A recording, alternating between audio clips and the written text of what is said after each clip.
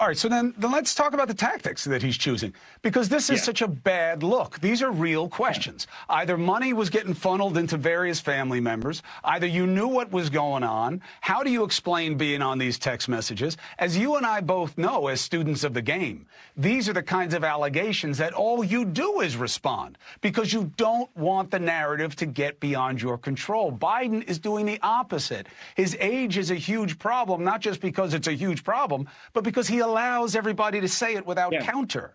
His problems with Biden or Hunter are in part a problem because he's given no answers about it. Yeah, and what is this strategy?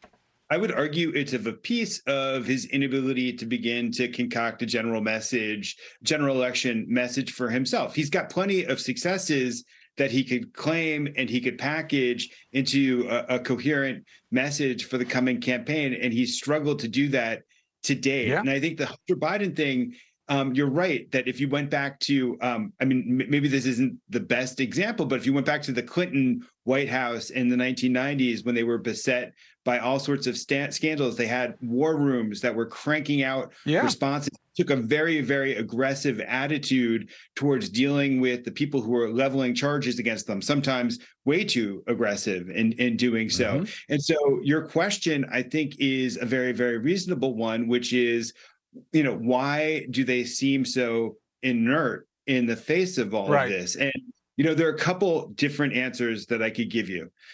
Number one, this is such an enormous source of emotional pain to Joe Biden, which is part of the reason we're here in the first place, that because he loved Beau Biden so much and because Hunter Biden was somebody who was clearly suffering in the shadow of Beau Biden, had all of these addiction problems, had a father who was deeply involved in politics, which took him away from home when their mother had died. There's a lot of trauma, a lot of grief, and he's always had a hard time saying no to Hunter Biden. I mean, clearly at various points in Hunter Biden's life, he would have benefited from his father saying, this is a stupid business ploy. It's going to get you in trouble and it's going to reflect badly on me. And he was never able to do that.